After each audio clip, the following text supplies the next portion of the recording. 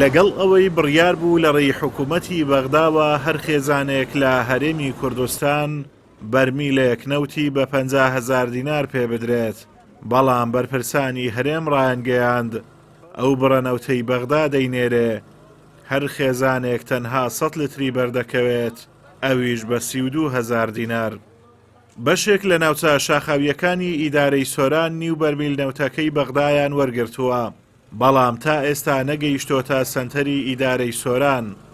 هاوڵاتیانی سۆران ترسیان هەیە لەوەی ئەو نەوتەیان پێ نەدرێ، بۆیە داوا دەکەن سۆران بێبەش نەکرێت.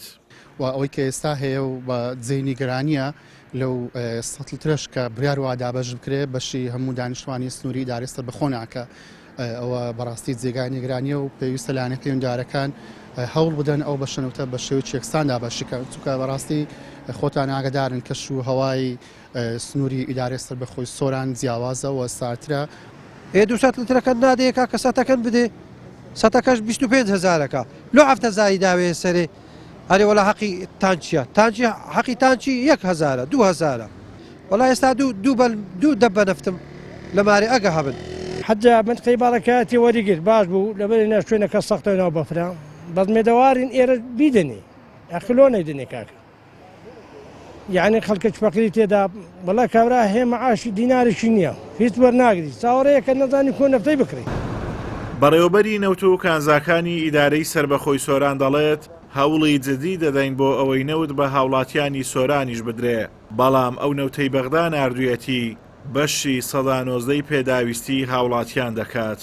کە ئەو نەوتەی عێراق ناردیتی 119 پێداویستی هاوڵاتیان بووە. ئەوە نییە کە ماوەی چەند مانگێکی ڕێکلامی بۆ دەکەن نەوتی عێراقی دێ نەوتی عێراقی دێ، ئەو 119 ناردووە نزیکەی 119ە. 119 دابشکردن بێگومان بڕێک ئەستەمە تۆ ناتوانانی بەسەر هەموو هاوڵاتیاندا دابش بکەی، یعنی هەمیشە وا بووە و هەتا ئێستا بڕیاری نیهاییش نییە کە بڵێن ئەو ڕێژە نادرێتە ئێرە. ڕۆژانە دوێنێ کە 3,000 خێزان نەفتی وەرگرتیە، ئەوڕۆ 2700 خێزان وەریان گرتیە، بەرنامەی ڕۆژی یەکشەم تقریباً 3200 خێزانە. هەڵکەوتەی جوگرافی سۆران ناوچەیەکی شاخاوی و ساردە و زستانێکی سەختی هەیە، بۆیە بەراورد بە ناوچەکانی دیکە هاوڵاتیان زیاتر پێویستیان بەنەوت هەیە، بەڵام حکوومەت ئاوڕێکی جدی لێ نەداونەتەوە. ئازاد ئۆمەراوەی کەناڵی ئاسمانی پەیام، سۆران.